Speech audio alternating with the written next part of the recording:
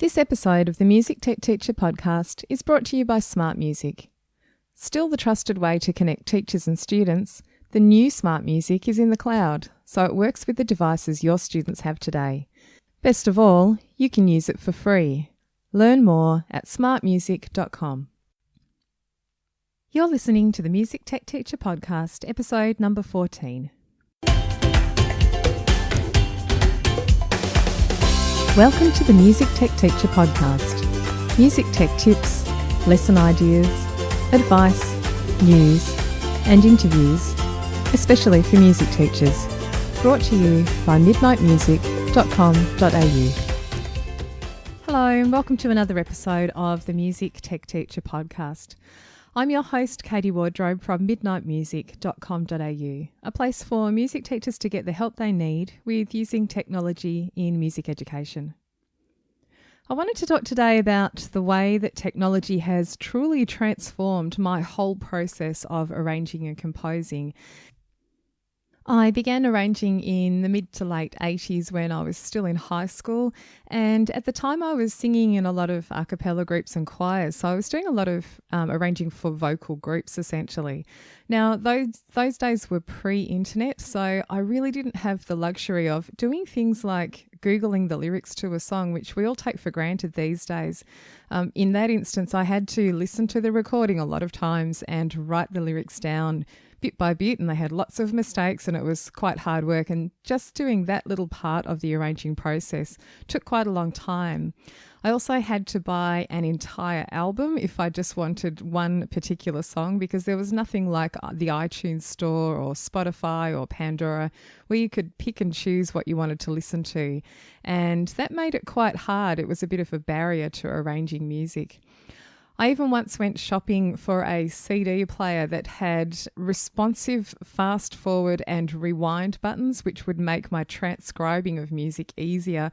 There was a lot of strange looks from the person who served me in the shop that day as I was testing out the buttons on different machines in there. And, you know, when I think back to that now, things are so different these days because of technology and the changes that have happened. It's really been a big improvement in my workflow and the process, and it's greatly influenced the speed at which I can arrange music nowadays. And although it was hard work back in those days, having lived through that time really makes me appreciate everything we have now even more. I wonder sometimes whether my own kids who are in primary school still, whether they'll actually have an appreciation for all of the things that they have available to them today. I'm guessing maybe not quite as much as I do, but I'm still blown away by some of the things that we can do. So I thought I'd run through those. It might be a help to some people, and I'm going to talk through 7 ways that technology has revolutionised the way that I arrange or go about composing a piece of music. So the first one is inspiration. Now, as an arranger, I mostly do arranging rather than composing, and as an arranger, I'm often needing to find songs to arrange. I got into the habit quite early on of listening to every piece of music with my what I call arranging ears turned on. So I kind of listen to songs, and in the back of my mind, every song is potentially some kind of arrangement in the future, whether I need it to be or not.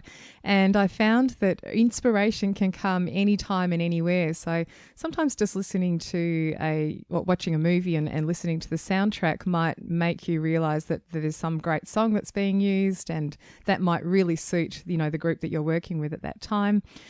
Songs on the radio, of course, are fantastic and great to listen to as well. And the unfortunate thing in those early days is that I would listen to a song on the radio and the song would kind of disappear, because often the person on the radio, the DJ, wouldn't say the title or the artist. Sometimes you had no idea what that song was, and you know, these days it's fantastic because you can do things like Shazam, you know, open up the Shazam app on your smartphone and Shazam the song, and instantly you do know who's performed it, what the song title is. You can even get a link to the iTunes store to purchase the song or access it on Spotify. And things like that just weren't around in those days. So I do remember even working in a music shop myself and people coming in and just singing parts of a chorus, hoping that the people who worked in the shop would be able to recognise the song so they could buy the sheet music for it. That was the way that it happened in those days. So the first thing that I'm really grateful for now is things like Shazam, which allow me to quickly identify songs. And you can even kind of keep track of songs that way. So I can look back at the Shazam app on my phone and see what I Shazammed recently. And it can keep track of the songs that I've heard, which I think might make a good arrangement. Now, another app that I've used, which is also useful, is called SoundHound. I haven't had a need to use it recently, but it's one of the apps that you can actually sing a melody into. And provided that melody is something that's on their database, it can identify the song for you. It works quite well. I mean, it hasn't got every song in their database. So if you're thinking of an obscure kind of song, you're probably not going to find it in there. But I have sung into it even different parts of songs. Like, for instance, if you sing part of The Lion Sleeps Tonight, you might sing the chorus kind of bit and it will come up with that song. Or you might sing the first part of the first verse and it will still identify the same song. So I found that kind of mind-blowing for things that are fairly common. That can be really useful. And even classical music. I've sung some classical music themes into it and it's popped up with the right one. So that's been really great.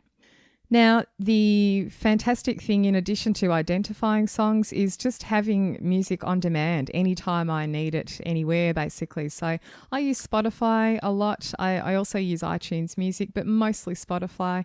And that's a fantastic thing, being able to have access to individual tracks instead of, like in the olden days, having to purchase an entire album. So I remember the days when you had to spend sort of $25 or $30 on a whole CD just because you wanted a single song. And I love the fact that you can just access one song out of some, larger album. It's really great. You can easily discover music on those services too. And if you have an account set up, for instance, I have an account set up with Spotify, it kind of knows my taste in music and will actually give me a new list of music every Monday, a Discover Weekly playlist, they call it. And it just randomly picks stuff that it thinks I might like. I found some fantastic bands and artists through listening to that playlist each week. I make a habit of doing that. I have it on while I'm working. And I just, pick and choose the ones that I like. I will save into my own playlist so that I can keep track of them. So that's been a fantastic way to find new music altogether, and also new cover versions of songs that you might already know. That's been really, really good. YouTube is also a great place to listen to and view, of course, view music as well, from all eras and styles. And this is the way my own kids mostly listen to music, rather than, well, they do use Spotify a lot, I should say, but they also use YouTube equally to listen to music, and we'll just have the video playing in the background while they're doing something. So that's also a great place to find music, and I love it's a danger as well, but I do love their related videos that pop up in the right-hand side. You can easily lose track of time on there, but it can be also a great way to discover new music. Now, number 2 is keeping track of songs. So once you've found some songs, you may not use them straight away for an arrangement or something. They might be just there to inspire you, or you might just think you want to keep it just in case for the future. Now, I've always kept these just in case lists of songs that I might want to use at some point. And I've had them, kind of divided into different categories or with different characteristics, grouped together. So maybe there might be some fast songs in a group together, or slow songs, or Christmas songs, or pentatonic-based songs, or pedal note songs, and so on. For the workshops that I run with teachers and for my online courses, I'm often devising a lesson plan which includes some kind of songwriting aspect to it, and I like to include some limitations, some kind of limitations on the composition process, because it makes it easier. So something like using a pedal note in a song or as the basis of a song can be really useful. And it's nice to have examples to play of pedal note songs. So at the moment, I have a Spotify playlist which has pedal note songs in it. And it includes things like recent stuff like Shawn Mendes and Guy Sebastian, who's an Australian artist here. Both of them have songs in the past 12 months or 24 months or so, which use the pedal note kind of thing. So I have a playlist of those saved, and I have another one of the cycle of fifths being used as an example in a song, or 3 and 4 chord songs is another thing. Now, that's been great, having a playlist that you can save like that. It just means you've got access to it anywhere and you can instantly hear the song when you need to. In the past, before those services, I had just a handwritten list, and that worked okay, but you had to kind of remember the song and be able to sing it in your head. And it's just, I really love the ability to play instantly anything that I want to. So in addition to playlists in Spotify, and as I said, I label them with the category or characteristic or style. So my Pedal Note song playlist, it does actually have that title. I also save some of the songs onto Pinterest. So I use Pinterest to save links and share links with other people. And I have a couple of Pinterest boards, so collections of links set up to specific things. For instance, I have one collection which is 3 and 4 chord songs, which is called Pop Songs for School. So it's just some great pop songs which have simple chords that school kids can play. And on Pinterest, I've basically pinned or saved the YouTube video. So you can go to there and I can see instantly the collection of YouTube videos that match with those songs. So again, it's just a really easy way to access all of that information. I do also have lists, written lists as well, and I used to use Evernote a lot for this. I've kind of moved away from that because I find Google Docs is just proving to be a little bit more useful for me nowadays because I work with other people and I can more easily share things in Google Docs and they can also edit them more easily. So I do keep lists in there, and again, it's a thing that I can access from any device, so I can look at it on my phone or my iPad or on my laptop computer. Now, the third way in which technology has really improved my arranging process is in finding resource materials that are going to help me do the arrangement. I mentioned earlier the recording, so we've talked about that, finding the recording of the song. But there are some other resources that can really give you a head start in creating your arrangement. In my mind, there's no point really spending hours and hours and hours transcribing a song from a recording if you can easily download the sheet music to that song or a MIDI file for the song at a small cost, and sometimes it's for free. So in my mind, that just frees up more time for me to be creative with the actual arranging part than spending a lot of time doing the transcription part. Now, I used to love doing the transcription part. That's actually one of my favourite things to do. I know a lot of people hate that and would find that a strange thing, but I really love doing the transcription part. So I have to kind of stop myself from doing it because I think, no, I need to just, not spend too much time on this process. And so I will go and look for the sheet music. So sheet music is one thing. So I tend to go and buy my sheet music on websites like Music Notes or Sheet Music Direct. And if I can, I save a PDF version of the score from there. Some of them you can't do that, but some of them it's good to know you can also transpose the score before printing it out. So just look for that if that's something you need to do. That can help if you know you're going to be arranging the piece in another key. Kind of good to transpose it first. You don't have to, but it's there as an option. And the Music Notes website has an accompanying app, which is really good. It allows you to access sheet music you've purchased on your other devices. So you may not even need to print it out. Just being able to read it on my iPad is often enough. So I really like that.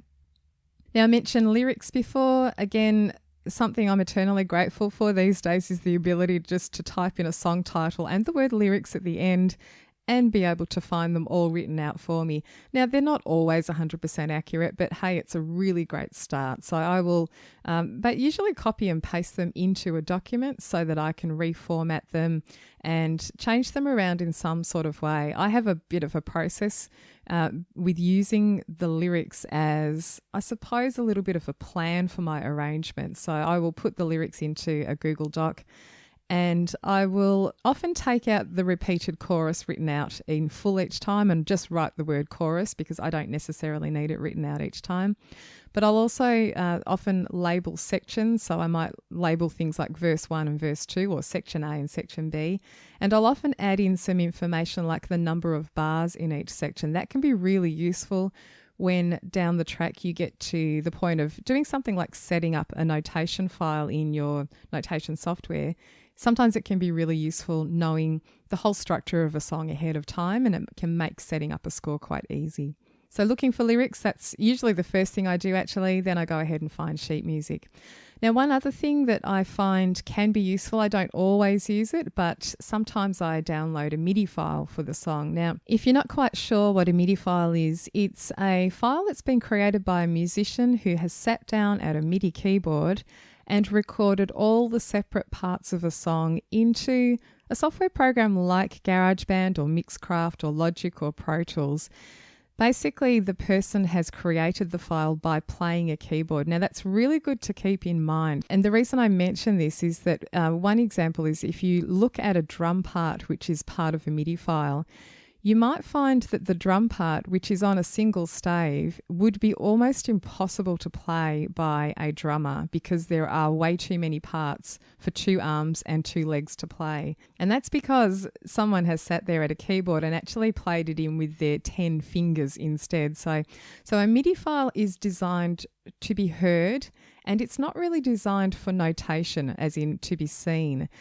Another really good thing to keep in mind, because what you can do with a MIDI file is you can download it, you can play it so that you can hear all the parts. If you were to import it into a software program, and you've got a few options here, you can then see the separate parts and you could mute some of the parts and have others playing.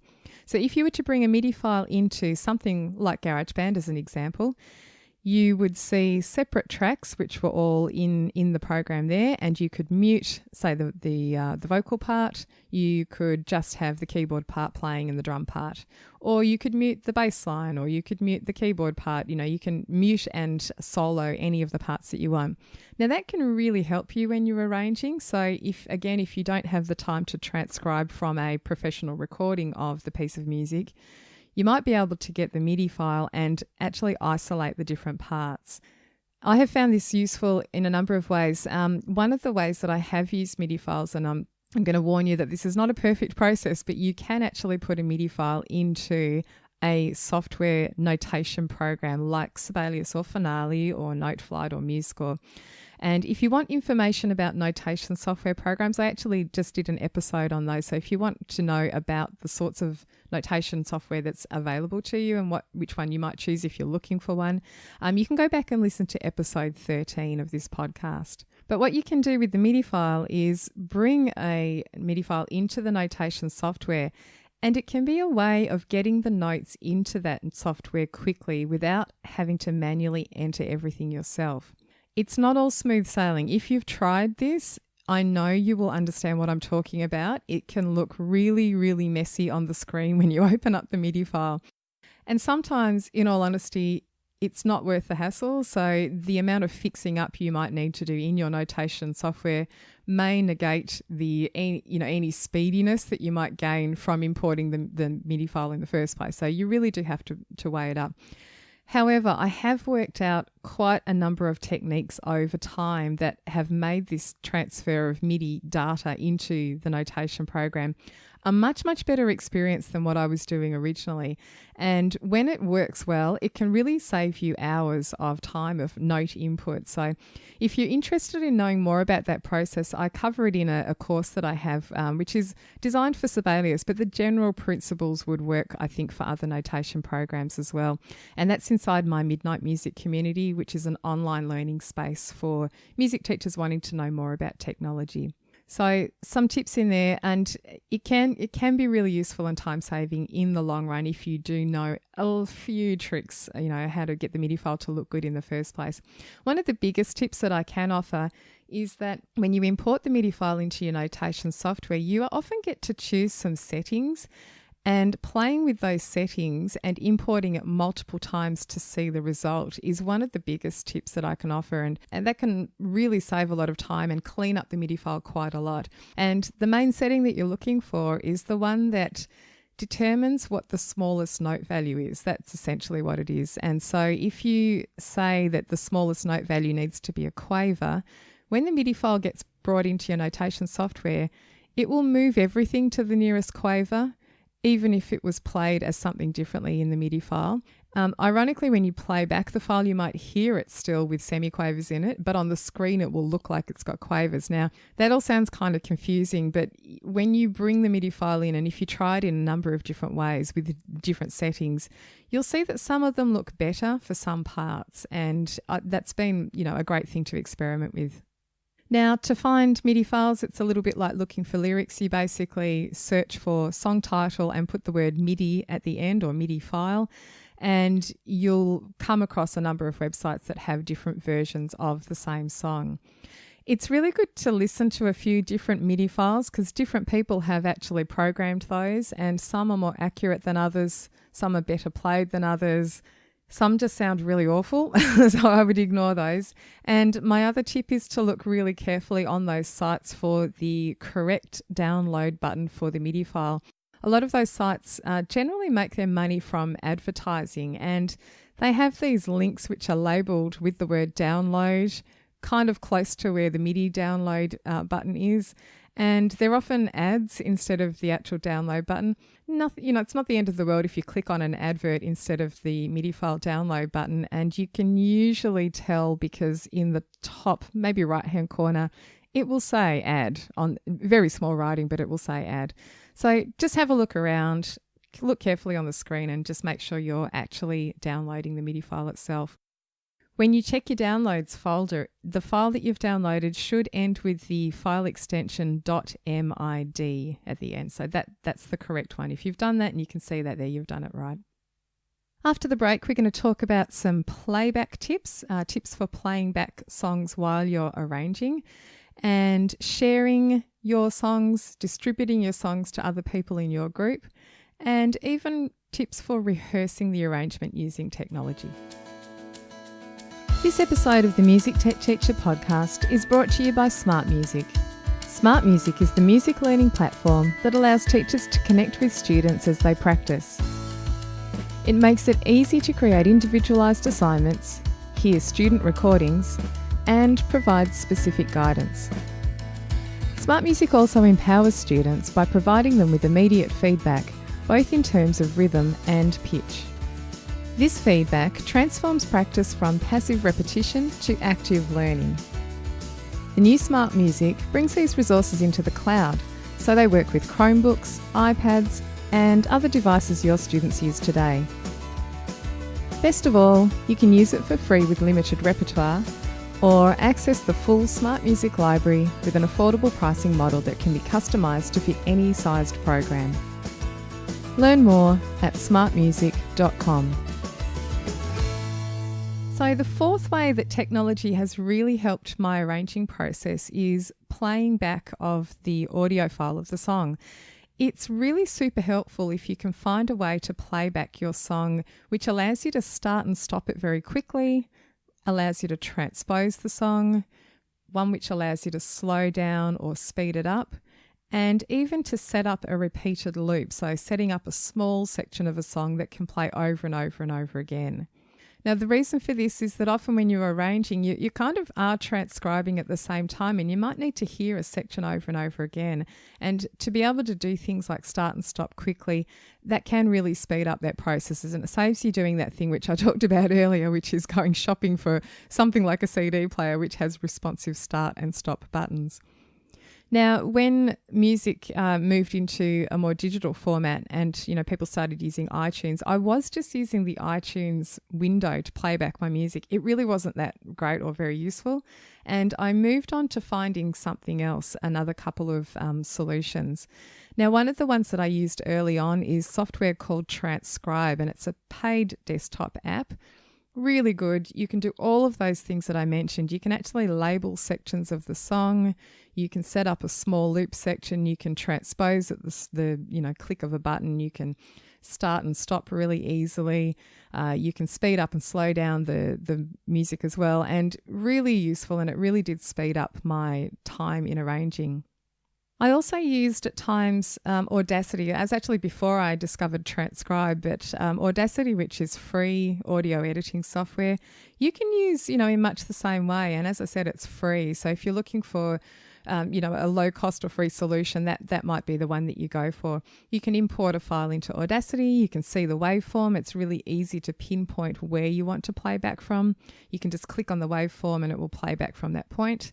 You can really easily transpose the music and speed it up and slow it down simply by going into the effect menu and choosing change tempo or change transposition, basically transpose the song. So that's one option there. Now, it's okay. It's not as elegant a solution as some of the other ones, like the other one that I mentioned, the Transcribe software. But nowadays anyway, I'm finding that I really do use my smartphone or iPad for this. And the apps that I've found over the years, which I really like and work really well, there's two of them. One's called AnyTune Pro and the other one's called the Amazing Slowdowner. Now, there are free versions of both of these apps, but really you're going to need the paid version if you're going to want to access an entire song. And in the past, I've really loved AnyTune Pro over the Amazing Slowdowner for a number of reasons.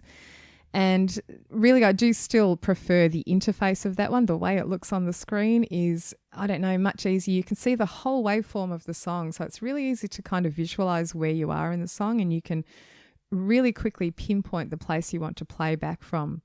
Now, the Amazing Slowdowner does the same sorts of things that AnyTune Pro does, but it doesn't show you that waveform on the screen, and it's a bit plainer to look at. I've always thought it was a bit plainer. I do prefer the look of AnyTune Pro. However, recently, because I'm using Spotify a lot, only one of them allows access to your Spotify library, and it is the Amazing Slowdowner. So that's the one that I'm using more often now. It allows you to access songs in your library, and you can basically play the whole song back and do all of those things that you need to do. AnyTune Pro, unfortunately, does not have access at the time of recording anyway, doesn't have access to Spotify. I understand that they're working on that. There's, talk about that in their forums. So I'm guessing it will come at some point. And when it does, I will revert back to using that one because it really is my preferred one. But with both of those apps, regardless, again, you can really simply and easily transpose the song just by tapping a button. And basically you just tap a plus button to go up by semitone or a minus button to go down by semitone, or you drag a slider to change the tempo of the song. And it's really cool. So easy. You can set up, I used AnyTune Pro a lot to set up a loop section of a song. And I really like the way in AnyTune Pro that you can label song sections as well. I'm not sure, I haven't used the Amazing Slowdowner as much as as AnyTune Pro, so I don't know if you can do this in that one too. But in AnyTune Pro, you can set up labels for sections and very quickly and easily jump from one section to another. So for instance, in a pop song, you could let the song play through and you can put markers at the very beginning of the song, and then when verse 1 starts, and then when the chorus starts, and then when verse 2 starts, and then the bridge, and then the chorus, and so on, all the way through the song. You can actually label them so that on the waveform you see the word chorus or verse pop up as it's approaching as you're playing the song back. And you can tap a button which allows you to jump back and forth between these markers. So it's really brilliant. If you need to jump back quickly to the beginning of the verse, you just press the back button and it will take you straight there, or forward to the chorus or back to the previous chorus and so on. So I really do love those options, and those apps have made life a lot easier. Now, both of those apps have iOS, AnyTune Pro has an iOS version, which is around $15 for the paid one. They also have a Mac desktop version too, which is around $30 or so. The Amazing Slowdowner has an iOS version and an Android version, and again around $15 in price. And then they also have a desktop version for both Windows and Mac computers, which is around the $49 mark. So if you're an Android user or a Windows user, your only choice would be the Amazing Slowdowner. AnyTune Pro doesn't come in that flavor as yet, and I understand that they are working on that as well. So that will obviously change over time too. Now, you need to think ahead when you're actually putting your arrangement together, how you want to share it with other people, because that's going to help you decide how you're going to create the arrangement in the first place. So for me, I'm mostly notating an arrangement. Not everybody does that. My brother does a lot of arranging for an a cappella group that he's involved with, which is all guys, and hardly any of them read music. So he actually records all of the parts for the a cappella arrangements, and they learn it by ear. So they listen to the recording of all the parts that he's recorded himself. So you need to decide what you're going to do there. So mostly you would either notate or audio record the piece. The other option is, again, like I mentioned earlier, you could create your own MIDI file by playing all the parts into sequencing software. That can be a useful thing. That can also be really useful if you want to hear an arrangement that involves instruments that you don't play yourself or that you don't have access to. So, for instance, if you wanted to create an orchestral arrangement, you can easily play in the parts of the violin and the viola and the cello and the double bass and all of those other instruments. You may not have access to those yourself to play, or you might not be able to play them, or you might not have friends that you can call up quickly to come and record. And that can be a great way to just hear your arrangement even before you get it off to a group. So that might be something you want to do. Of course, if you're notating your piece of music, you'll also get the playback aspect of that as well. And, you might find that the parts don't sound quite as good in a notation program because the sounds are generally not quite as good as some of those other software programs which are designed specifically for audio stuff. So you need to toss up what you want to do there. Having said that, you can purchase sound libraries to improve the default sound libraries that come with your notation software. So you just need to decide whether that's important to you. Now, the sixth way that technology has changed the way I arrange music is to do with distribution of the arrangement. And once again, that's changed dramatically over the years. So if you have a notated arrangement, this time, of course, you can print out the scores to distribute to the people who are going to sing or play your piece. You can email PDF versions of the score. So even better, I love the fact that nowadays you can have a digital version of the score and you don't have to rely on a specific number of photocopies to be made or printouts to be done for a rehearsal. The export as audio function in your notation software can also be really useful too. So when I was singing with an a cappella group, I used to notate the arrangement, send a digital copy, a PDF version of the score to the other people in the group. And I also used to export a number of audio versions of the score as well. And this was in order for us to have our own rehearsal or backing tracks to sing along with before we actually got to the group rehearsal. So I created like a karaoke version for each of the parts. And that was done by basically muting the parts. So for instance, I sang the top soprano part. I would create my own karaoke version, sing-along backing track by muting my own part in Sibelius, and then I would export everybody else's part as a group together, which basically gave me everyone else's part without mine, and I could sing along with that in the car and all sorts of things. So that can be really, really useful.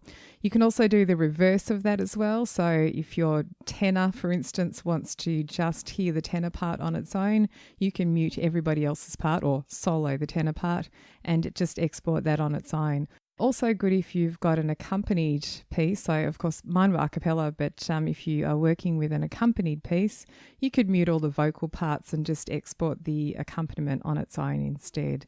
And again, great to distribute that to the choir members or a cappella group members. If you've recorded your arrangement in one of those sequencing programs, you can do the same sort of thing. So you can create a backing track of the entire arrangement, karaoke versions like you would with the notation software, and that can give you a great result for rehearsal purposes too. Audio recordings, of course, basically the same thing. If you've done multi-track recordings, of course, you can export different tracks on their own or have different combinations of the piece. And, even if you play, even if you've got an arrangement which is a full orchestral piece or a band piece, it can be really helpful for the other members of that ensemble to hear the arrangement in its entirety, just to get a sense of how it works. Of course, you get to hear that in a rehearsal with the full group, but once you go away from that and you're practicing your part on its own, really good to just know what the rest of the group is doing. No matter what sort of format you end up with, you've got a file of some sort, whether it's a PDF or an MP3 file or a MIDI file even. And again, I love the changes in technology over the years, which allows you to either email files to other people in your group, or if they're a little bit too big to email, it can be great to store them in some sort of central location. So Google Drive or Dropbox are my two favoured options there.